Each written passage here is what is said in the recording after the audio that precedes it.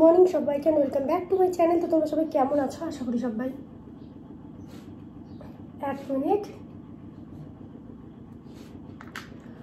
সবাই অনেক ভালো আছো, সুস্থ আছো। আমরা বেশ ভালো আছি, সুস্থ আছি। আমার চ্যানেলে তোমাদের সবাইকে ওয়েলকাম জানাচ্ছি নতুন আরেকটি ভিডিওর সঙ্গে।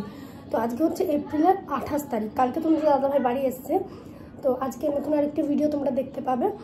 আর উঠে পড়েছে এখন ওই 7:30টার মতন বাজে। আজকে একটু লেট হয়ে গেল। লেট বলতে উঠেছে অনেকক্ষণ, তো শুয়ে একটুখানি ভিডিও এডিট করছিলাম, পরে টাইম পাই না বলে। তো ফ্রেশও হয়ে গেছে একবারে পুরো।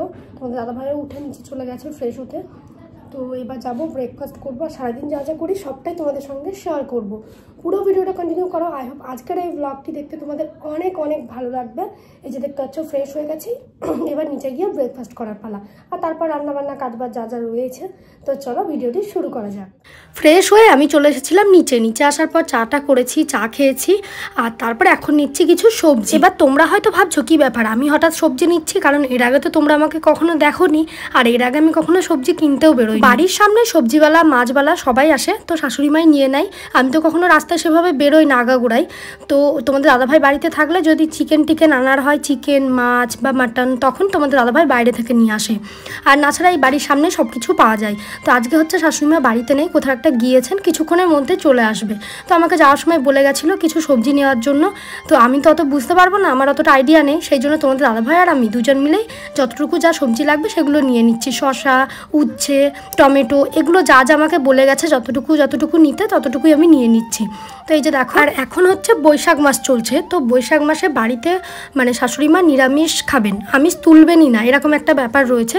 তো আমি যে দুদিন ছিলাম আমি নিরামিষই খেয়েছি। কিন্তু আমি তো জানি তোমাদের দাদাভাই নিরামিষ খেতে একদম ভালোবাসে না, ও একটু মাংস খেতে বেশি ভালোবাসে। তো আমি সেটাই বলছিলাম সেদিন যে আমি তো খেয়ে নিচ্ছি, কিন্তু যে বাড়ি আসছে সে কিন্তু নিরামিষ খাবে না। কারণ ওকে আমি একটু হলেও চিনি, ওই ডাল ভাত সবজি হয়তো হার্ডলি একদিন কি দুদিন খাবে, পুরো মাসটা জুড়ে নিরামিষ খাওয়া ওর পক্ষে অসম্ভব। ওকে আমি বললামও, ও বলছে অসম্ভব, মানে বাড়ি যাবার প্রত্যেক দিন নিরামিষ খাবো এটা তো কখনোই হবে না। আর এমনিতেও দেখো ও তো বাইরেই থাকে, কখন খাবার খায় কোনো ঠিক থাকে না, কোনো দিন হয়তো খাবার বেশি পায়, কোনো দিন কম পায়, মানে কোনো কিছু ঠিক নেই। তো সে তো চাইবেই না বাড়ি এসে একটু ভালো মন্দ খাওয়ার। আর আমাদেরও তো মন চাইবে না যে হাজব্যান্ড এতদিন পর বাড়ি আসছে, ওকে একটু ভালো মন্দ রান্নাবান্না করে খাওয়াই। এখন তো আমার আরও বেশি মনে হয়, কারণ আমি এখন যেহেতু রান্নাবান্না একটু শিখেছি, তো সেই জন্যই আর কি। এবার তোমরা আমাকে অনেকেই জিজ্ঞাসা করেছিলে যে দিদি বৈশাখ মাসে নিরামিষ কেন খাচ্ছ, একটু বলবে। তো সেটাই বলি, দেখো এর আগে আমি কখনো শুনিনি বা খাইও নি, এখানে এসে বিয়ের পর প্রথম শুনছি। তো এর আগে মানে বিয়ের আগে শুনতাম মানে বৈশাখ মাসে আমার শাশুড়ি মা নাকি মাছ মাংস খান না, কিন্তু বিয়ের পর শুনছি উনি বাড়িতেই তুলবেন না। তো ভালো কথা, আমার তো কোনো অসুবিধা নেই। হ্যাঁ অবশ্যই একটানা নিরামিষ খেতে একটু প্রবলেম হবে, কারণ একটানা ডাল ভাত এক মাস খাওয়া সম্ভব না, আর সবে বৈশাখ মাস পড়েছে, তো এখনও অনেকগুলো দিন বাকি আছে।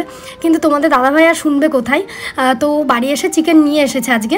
আর এইদিকে দেখো কী কী সবজি নিয়েছি। শসা নিয়েছি 1 কেজি, টমেটো নিয়েছি, উচ্ছে নিয়েছি, আদা, এগুলো যা যা লাগে মোটামুটি নিয়ে নিয়েছে। আর তোমাদের দাদাভাই গিয়েছিল সকালবেলায় চিকেন আনতে, তো চিকেন নিয়ে এসেছে। কালকে রাতে খাবার খাওয়ার সময় একবার বলেছিল যে আজকে চিকেন আনবে, ও একটানা এতদিন নিরামিষ খেতে পারবে না।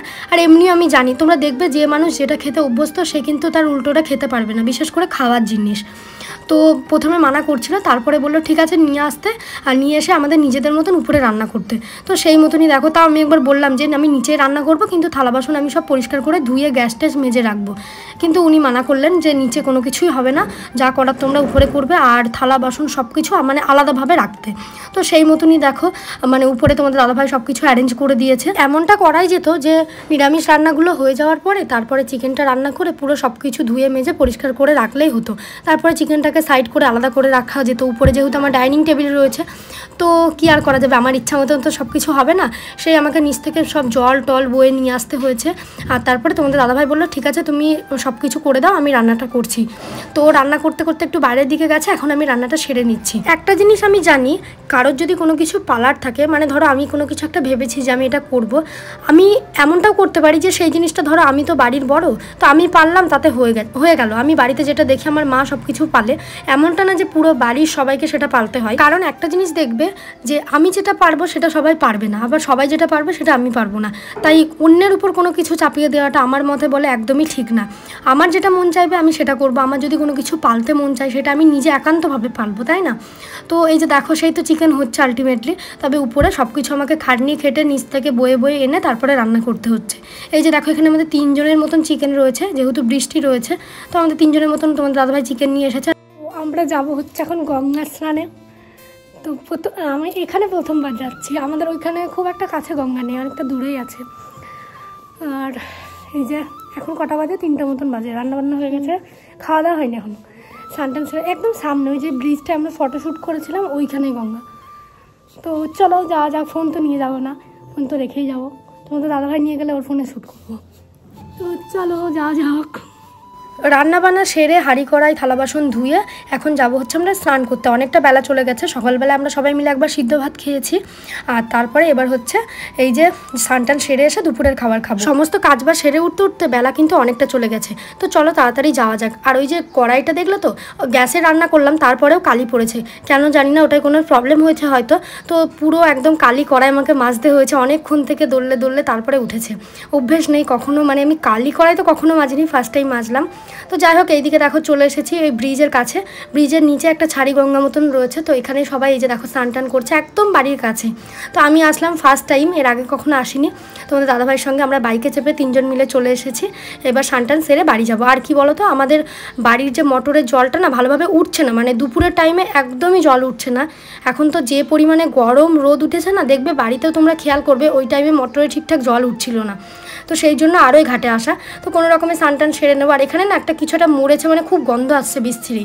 তো আমি তো একবার এসেই হয়ে গেছে, ও আমাকে বলছে আর আসবে ঘাটে স্নান করতে, আমি বলছি না না আর আসবো না। তো তারপরে যে দেখো বাড়ি চলে এসেছি, এবার খাওয়া দাওয়া সারতে হবে, অনেক বেলা চলে গেছে। তো আমাদের দাদাভাই স্যালাড কাটছে আর আমি ওইদিকে ভাত বাড়ছি আমাদের 3জনের জন্য। আর ভাতটা কিন্তু নিচেই রান্না হয়েছে, যেহেতু মাংসটা নিচে নিয়ে যেতে দেবে না, তো আমাকে বললো ভাতের হাঁড়িটা উপরে নিয়ে যাও আর মাংসটা উপরেই খাবে তোমরা। তো সেই মতনই দেখো উপরে সব কিছু নিয়ে আসা হয়েছে। আচ্ছা, আগের দিনের ভিডিওতে একজন একটা কমেন্ট করেছে যে ঠিক হয়েছে শাশুড়ি দেখতে পারে না, এবার বুঝবি ঠেলা। তো একটাই কথা বলবো, কি হয়েছে ভাই, আমার মেন সম্পর্ক কার সঙ্গে, আমার হাজব্যান্ডের সঙ্গে। আমার শ্বশুর শাশুড়ি কিন্তু আমাকে দেখে শুনে নিয়ে যায়নি, আমাকে যে নিয়ে গেছে সেটা হচ্ছে আমার হাজব্যান্ড। তো সে যখন আমার পাশে আছে, তা আমার আর কি চাই তোমরা বলো, একটা মেয়ে জীবনে কি চাই। আজকে যদি আমার হাজব্যান্ড খারাপ হতো তাহলে আমি মেনে নিতাম যে আমার মানে মানুষ চিন্তা আমি ভুল করেছি, কিন্তু সে তো আমার খারাপ ভালো সব কিছুতে আমার পাশে আছে। একটা মেয়ে আর কি চাই, পুরো গোটা পৃথিবী একদিকে চলে গেলেও না, যদি এই মানুষটা আমার সাথে থাকে আমার আর কাউকে দরকার নেই। পৃথিবীতে সব সম্পর্কগুলোই একদিকে চলে যায়, আর একমাত্র একটা মেয়ের জীবনে তার মা বাবা আর তার হাজব্যান্ড, এই দুটো সম্পর্ক না চিরকাল থেকে যায়, আর কোনো কিছু থাক বা না থাক। তাই যারা আমার নামে উল্টো পাল্টা বলে, আমাকে অপয়া বলে, তারা আমাকে ভালোবাসলো কি না বাসলো তাতে আমার সত্যিই কিছু এসে যায় না। একটা ছোট্ট করে একটু ঘটনা বলি, আমি যেদিন এই বাড়িতে আসলাম সেদিন ওই সন্ধ্যা লাগবো এরকম হয়ে গেছিলো। তো তোমাদের দাদাভাইয়ের সঙ্গে আমি কথা বলছি, রুমে জাস্ট ঢুকে ব্যাগটা রেখে বাইরে এসেছি, এসেই দেখছি সিঁড়ির যে মুখটা রয়েছে ওখানে একটা লক্ষ্মী পেঁচা, যেটা আমি তোমাদেরকে প্রথম দেখালাম ভিডিওতে, আজকের ভিডিওতে দেখিয়েছি, দেখবে রান্না করতে করতে রান্নাঘরের উপরে রয়েছে। তো আমি সিঁড়ির কাছে দেখে একটু অবাকই হয়, আর তোমাদের দাদাভাইকে ভিডিও কলে দেখাই। তো ও দেখে যে এতটা হ্যাপি হয়েছিল, আর হ্যাপি হওয়ার পরে আমাকে একটা কথা বলেছে যে আমার 8 বছর সার্ভিস লাইফ বা তার আগে বা তার পরে বা 8 বছরের মধ্যে আমার বাড়িতে কখনো লক্ষ্মী বেচা বসেনি। আমার বিয়ের পর প্রথম তুমি আমার বাড়িতে পা দেওয়ার পরে আমি লক্ষ্মী বেচা দেখতে পেলাম। তাহলে তুমি বুঝতে পারছো তো তুমি কতটা লাকি। তাই যারা তোমাকে উল্টোপাল্টা কথাগুলো বলে তারা যে কতটা ভুল ঠিক একদিন প্রমাণ হবে, এটা কিন্তু ও বিশ্বাস করে। আর সত্যি কথা বলতে বাড়িতে লক্ষ্মী বেচা বসাটা কিন্তু খুবই মানে সৌভাগ্যের একটা লক্ষণ, এটা আমি শুনেছি। এই যে দেখো, তো এই এতটা মানে আমার হাজব্যান্ড আমাকে লাকি ভাবে, তাহলে আমার অন্য কাউকে কি দরকার।